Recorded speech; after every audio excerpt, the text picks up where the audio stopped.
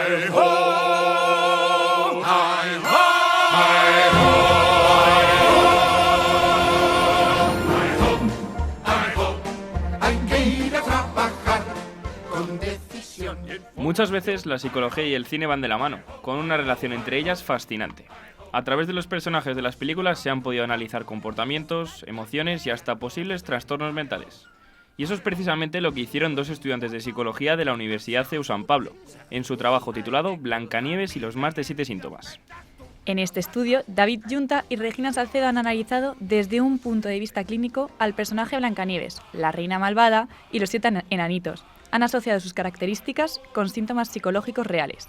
Para hablar de todo ello, aprovechando el estreno de una nueva versión cinematográfica de este clásico de Disney, nos acompaña hoy en El laberinto de la mente una de las caras de esta investigación. Regina, graduada del grado en psicología, bienvenida. Muchas gracias, encantada de estar aquí. Este trabajo nació de la idea de mirar cuentos clásicos desde la psicología clínica. Blancanieves, su eterna alegría y su forma de relacionarse con los demás reflejan síntomas que pueden analizarse desde la psicopatología. ¿Cómo y por qué os fijasteis en este personaje y en estos rasgos tan característicos? Bueno, yo creo que la idea de analizar a Blancanieves sale un poco de intentar ver cómo de diferentes cuentos, ¿no?, que tenemos que hemos vivido cuando éramos pequeños, pues intentar ver como la otra cara, ¿no?, de la moneda. Muchas veces pues lo que veíamos de pequeños nos iba dando información de lo que íbamos sabiendo, ¿no?, en nuestra vida, y ahora lo que hemos hecho ha sido de lo que sabemos intentar analizar, ¿no? Entonces, pues eso, viendo por ejemplo al personaje de Blancanieves, pues esa alegría, ¿no?, que nos muestra, pues nos puede parecer de pequeños pues muy divertido, ¿no?, o siempre habla cantando, pero si lo analizamos desde la psicopatología, vemos que esa sintomatología en una persona real pues podría darnos, ¿no?, pie a pensar en diferentes trastornos o a pensar en diferentes, pues eso, ¿no?, como síntomas concretos. Entonces, bueno, pues yo creo que un poco de ahí surgió la idea de analizarla. Qué interesante. ¿Y has visto algún tipo de impacto que haya tenido estos cuentos? Porque claro, se leen a niños pequeños y luego pues pueden tener un mayor impacto de lo que creemos, ¿no? O sea, por ejemplo, aquí en Blancanieves se observan rasgos de hipertimia. Si nos puedes explicar un poco cómo es eso y si puede tener algún efecto en niños. Pues bueno, la hipertimia es un poco cuando una persona muestra rasgos de alegría de forma como exagerada, ¿no? Entonces, Blancanieves, pues a lo largo de su historia le persigue una reina malvada, se cuela en casa de unos enanitos, ¿no?, que cuando somos pequeños pues nos puede parecer muy gracioso, pero esa alegría, ¿no?, como exagerada. O, por ejemplo, cuando habla cantando, de repente, pues eso de ahí puede enseñarnos que su tono emocional en su discurso no está como concorde con la situación que está viviendo, ¿no? Entonces, ¿qué efecto puede tener eso en los niños? Bueno, pues solamente se ríen, ¿no?, y les parece divertido y les parece bien que hable con los animalitos y que cante, pero pues eso, ¿no?, a nosotros nos puede dar como otra visión. Y aparte de lo que ha comentado Cata, también Blancanieves tiene rasgos de hipoprosexia, que es distracción constante, y eso se puede asemejar más o menos a lo que sufre una persona con TDAH o con déficit de atención, más o menos. O sea, podríamos ver este síntoma, por ejemplo, sí que se da en personas que tienen esta patología, ¿no?, el TDAH. No diríamos que Blancanieves tiene TDAH, ¿no?, pero sí que vemos como muchas veces cuando empieza a hacer una tarea, de repente se despista, la deja, se pone a hacer otra, como que no llega a completar aquello que se propone. Entonces eso sería algo que si en un paciente nos viene en consulta, sí que tendríamos que tratarlo con él, no podríamos dejar que esto fuese así. También entre ellos hay bastantes personajes que enseñan síntomas también como muy del día, igual que nos has mencionado ahora del TDAH, entre ellos la reina malvada. Este personaje tiene una obsesión que ahora se ve mucho también en los adolescentes, de la belleza, de, ¿no?, compararse todo el rato. Ella se compara constantemente con Blancanieves. O sea, ¿nos podrías hablar un poco de este comportamiento narcisista? Sí, o sea, en la reina malvada lo que vemos por un lado es una disforia, ¿no? Esta disforia puede generar como ese malestar con el propio cuerpo, con el propio organismo, y bueno, que hoy en día pues muchas veces lo vemos reflejado en trastornos como trastornos de conducta alimentaria, por ejemplo. Entonces, pues en la reina malvada, ¿no?, podemos ver, por ejemplo, esto. Luego también tiene, a nivel como de pensamiento, pues vemos también, por ejemplo, pues ese delirio como de grandeza, ¿no?, de ella quiere ser la más guapa del reino a cualquier costa, y luego una frialdad afectiva, por otro lado, en la que pues es capaz de intentar matar a Blancanieves sin ningún tipo de remordimiento, ¿no? Es lo que quiere conseguir. Entonces sí, hoy en día pues esto yo creo que cada vez, pues por ejemplo con las redes sociales o con los diferentes medios, es fácil como que todas estas ideas de tengo que ser la más guapa del reino, tengo que ser la más pues bonita, ¿no? En todos los sentidos, puedan como meterse, ¿no? En los adolescentes. Entonces aquí lo vemos como que es la reina malvada la que sufre esto, pero hoy en día pues se puede ver en la sociedad. Vale, y como decías que quería ser la más guapa del reino, vamos a conectarlo eso con su relación con el espejo, que ahí se muestra como un fenómeno muy interesante que realmente deja ver como una proyección distorsionada de su deseo de superioridad. ¿Cómo lo encarasteis ese fenómeno? Sí, ahí vemos dos cosas. Por un lado, autoescopia negativa, que es que no ve su propio reflejo en el espejo. O sea, podría directamente ver como... O sea, lo que ella ve realmente es una alucinación, ¿no? Ella ve como una especie de máscara, que lo podemos recordar todos, que es la que le habla. Entonces eso, si lo analizásemos desde la psicopatología, lo que vemos es una alucinación visual, ¿no? Incluso auditiva, porque le está diciendo cosas. Entonces, bueno, eso se llama autoescopia negativa, cuando yo me miro en mi reflejo y no me veo a mí mismo. En este caso veo otra cosa. Tú te llamas feliz porque eres feliz y yo me llamo gruñón porque soy un incomprendido. Y hablamos ahora de los personajes más entrañables de este cuento, los enanitos, que son un reflejo de diferentes características psicopatológicas. Entre ellos está Dormilón, que está todo el rato, pues como dice su nombre, dormido, y luego también está Tímido, que también pues esos momentos sociales se le dan evidentemente bastante mal. ¿Qué patologías encuentras en estos personajes? Bueno, pues por un lado, en Dormilón lo que podemos ver es una hipersomnia, es decir, que es como que tiene todo el rato sueño, ¿no?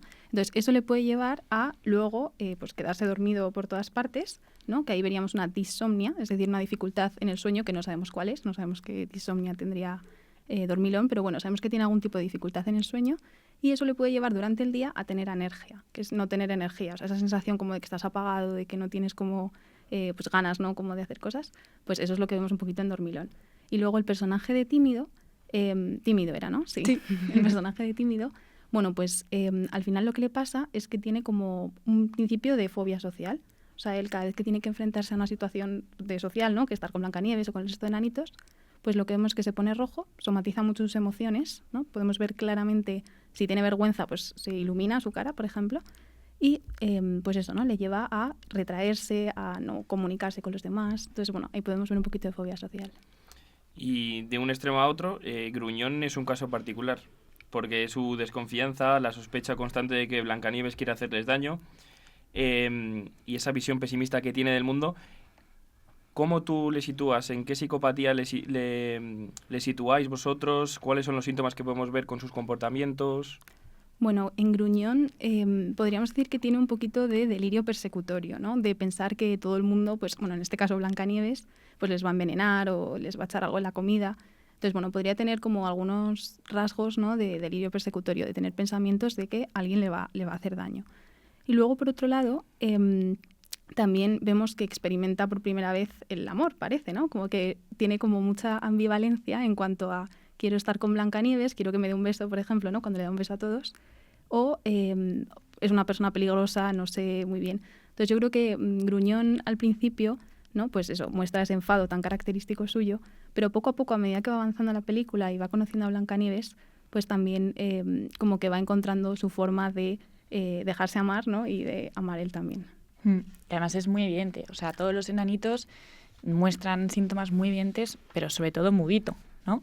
Que es otro personaje que plantea cuestiones interesantes sobre el mudismo, en plan, qué perspectiva psicológica o neurológica puede interpretarse, el por qué sucede y, lo más importante, de qué manera se puede tratar. Claro, hay muchos tipos de formas, ¿no? En las que una persona de repente puede dejar de hablar. Podría ser un mutismo como generalizado. Entonces, ahí habría que evaluar si, por ejemplo, existe una disartria. La disartria es un problema en el aparato fonador, en lo que nos permite hablar. Entonces, eso es más un problema físico, ¿no? Que tendría que tratar un médico. Entonces, por un lado, pues tendríamos que evaluar si Mudito no habla porque no puede o por si es más como algo más psicológico, ¿no? Que podría ser un mutismo selectivo, que, por ejemplo, en algunos contextos decida no hablar. Solo, por ejemplo, le pasa a algunos niños que de repente, pues por X situación, deciden como dejar de hablar, por ejemplo en el colegio o en su casa o en algún contexto, de repente pues eso es selectivo, ¿no? Entonces dejan de hablar. Entonces, bueno, ahí formas de tratarlo, bueno, pues poco a poco, ¿no? Como que la persona vaya cogiendo confianza o averiguar por qué ha dejado de hablar, ¿no? Yo creo que sería lo más importante, ir a la causa. Y ahora pasamos a la parte final del cuento, que introduce un elemento llamativo, porque Blancanieves, como todos sabemos, entra en un estado de inconsciencia similar a un coma.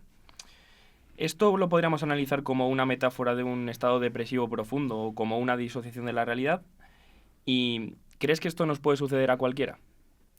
Ahí es verdad que bueno, ¿no? El cuento narra que es por el consumo de, bueno, cuando muerde la manzana, ¿no? Es decir, que ha consumido algún tipo de fármaco o poción mágica en este caso, ¿no? Pero habría consumido algún tipo de fármaco. Entonces yo creo que este coma podría ser más de cara a, por ejemplo, haber consumido algo, ¿no? Entonces eso te deja en un estado de coma en el que tus funciones ejecutivas superiores se quedan anuladas, ¿no? No puedes hablar, no puedes andar. Pero, por ejemplo, sí que sigues respirando, ¿no? Que era el caso de Blancanieves. Ella seguía viva, seguía respirando y latiendo su corazón, pero no podía hacer como funciones ejecutivas un poquito superiores. Y luego, por otro lado, lo que sí que podemos ver en el resto de personajes de la escena es, pues sí que ese estado como más depresivo, ¿no? De decir, pues los enanitos, si se acaba de morir Blancanieves, están tristes, están apáticos, ¿no? Es decir, que no tienen como motivación, dejan de ir a trabajar.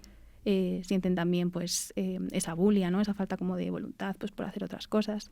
Entonces, bueno, esto es una escena muy concreta y como dura muy poquito tiempo, tampoco podríamos hablar de estado depresivo en los enanitos, ¿no? Pero sí que diríamos que si esto se prolongase y no consiguiesen como superar ese duelo, ahí sí que podríamos hablar de estado depresivo en esos personajes. Y si lo adaptásemos a la realidad actual, ¿cómo sería la historia de Blancanieves si le afectase el fenómeno de, por ejemplo, que le ponen un mal comentario en redes? ¿Cómo le afectaría a Blancanieves esa situación? Esta pregunta es complicada. Tendríamos que, bueno, sobre todo ver cómo esa persona procesa ese comentario, ¿no? Es decir, qué implicaciones tiene para Blancanieves que le pongan un mal comentario en redes, ¿no? O en este caso, pues eso, no, una bruja malvada no le estaría persiguiendo, sino que igual lo que tiene es un montón de followers que simplemente le están diciendo como cosas malas, ¿no?